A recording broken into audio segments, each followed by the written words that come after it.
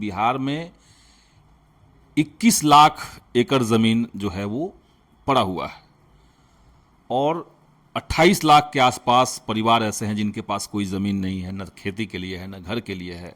लेकिन मुख्यमंत्री सदन में खड़ा होकर के कहते हैं, नीतीश कुमार, कि माले वाले तो कुछ भी बोलते हैं, गरीबों को 5 डिसमिल ज़मीन हम लोग कहाँ से देंगे।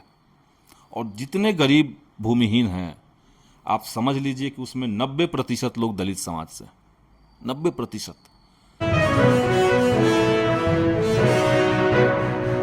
मैं आपका फेसबुक प्रोफाइल देख रहा था, आपने उस पर एक पोस्ट डाला था कि सरकार के पास अडानी को देने के लिए ज़मीन है 1 रुपये में, लेकिन 5 डिसमिल ज़मीन देने के लिए गरीबों के लिए सरकार के पास नहीं है। बिल्कुल, देखिए बिहार में भूमिहीनों की बड़ी तादाद है और उनके संकट को समझने के लिए, उनका समाधान करने के लिए नीतीश सरकार ने ही डी बंदोपाध्याय कमेटी का गठन किया। उसकी सिफारिश आई और डी बंदोपाध्याय साहब ने कहा कि बिहार में 21 लाख एकड़ ज़मीन जो है वो पड़ा हुआ है और 28 लाख के आसपास परिवार ऐसे हैं जिनके पास कोई ज़मीन नहीं है, न खेती के लिए है, न घर के लिए है। तो उन्होंने एक आकलन दिया कि आप चाहें तो भूमिहीनों को 5-5 डिसमिल ज़मीन दे सकते हैं जो सरकार के पास ज़मीन है, और आप चाहें तो खेती के लिए भी 1-1 एकड़ ज़मीन भूमिहीनों को दे सकते हैं। अगर जिनके पास ज़मीन खेती के लिए नहीं है, अगर आपने उनको 1 एकड़ ज़मीन दिया खेती के लिए, तो आप समझ लीजिए कि बिहार में वो जो भीषण गरीबी दिखती है या बड़े पैमाने पर जो पलायन है उस पर बड़ा कंट्रोल लगेगा। अगर जिसके पास घर में 1 एकड़ ज़मीन है तो वो जिंदा रहने के लिए उसको फिर दिल्ली, पंजाब, कलकत्ता शायद ना जाना पड़े।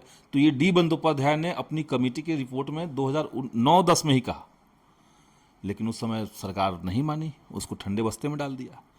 उसके बाद लगातार आंदोलन हुआ। बिहार विधानसभा में भाकपा माले ने एक बार नहीं 10 बार इस पे बहस किया, इस मुद्दे को उठाया कि आप 5 डिसमिल ज़मीन दीजिए। तो सरकार ने कहने के लिए मुंह से तो कह दिया कि हाँ हम देंगे, नियम बना देते हैं, लेकिन मुख्यमंत्री सदन में खड़ा होकर के कहते हैं, नीतीश कुमार, कि माले वाले तो कुछ भी बोलते हैं, गरीबों को 5 डिसमिल ज़मीन हम लोग कहाँ से देंगे। और जितने गरीब भूमिहीन हैं आप समझ लीजिए कि उसमें 90% लोग दलित समाज से, 90% अति पिछड़े समाज से हैं।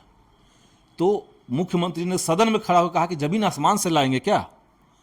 तो गरीबों को 5 डिसमिल ज़मीन देने में आप आनाकानी कर रहे थे, लेकिन 1050 एकड़ ज़मीन, 1050 एकड़ ज़मीन केवल 1 रुपये में, पूरी ज़मीन का साल का जो दाम है वो 1 रुपये है, आपने अडानी को दे दिया। तो सरकार की लॉयल्टी, मोदी जी कहते हैं सबका साथ सबका विकास, तो सबका साथ तो आपने ले लिया झूठ बोल के, जुमला देकर के जैसे भी, लेकिन विकास सबका नहीं कर रहे हैं। विकास केवल अडानी का आप कर रहे हैं, साथ सबका ले रहे हैं, विकास किसी और का कर रहे हैं। तो इसी पे हमने फेसबुक पे वो पोस्ट डाला था। और आप देखिए कि ये बिहार के अंदर बहुत बड़ी धांधली एक तरह से है। आप लोगों की ज़मीन छीन रहे हैं, 1 रुपये के हिसाब से आप अडानी को दे रहे हैं, गरीबों को आप बेदखल रख रहे हैं। गरीब जहाँ चाट के पास, सड़क के किनारे चाट है, नहर का चाट है, पोखरा के किनारे लोग बसे हुए हैं, उनको आप तोड़ रहे हैं, उनको वहाँ से हटा रहे हैं। तो गरीबों के पास भी वोट का पावर है, वो गरीब भी वोट देगा तो एक ही वोट देगा, अडानी भी वोट देगा तो एक ही वोट देगा। लेकिन पूरी लॉयल्टी, पूरी वफादारी सरकार की अगर अडानी के प्रति है तो ये तो जनता के बीच में हम लोग ले जा रहे हैं इसको, कि आप ऐसी सरकार चुनिए जो जनता की सरकार हो, अडानी और अंबानी की सरकार ना हो।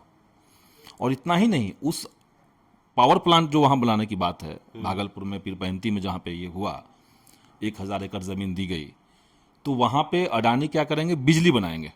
ठीक, बिजली बनाने में बहुत ही कम मजदूर का उनका मशीन लगेगा, सब वहाँ से होगा, मजदूरी तो माने एम्प्लॉयमेंट तो बहुत जनरेट होना नहीं उसमें, लेकिन 6 रुपये यूनिट के हिसाब से वो जनता को देगी।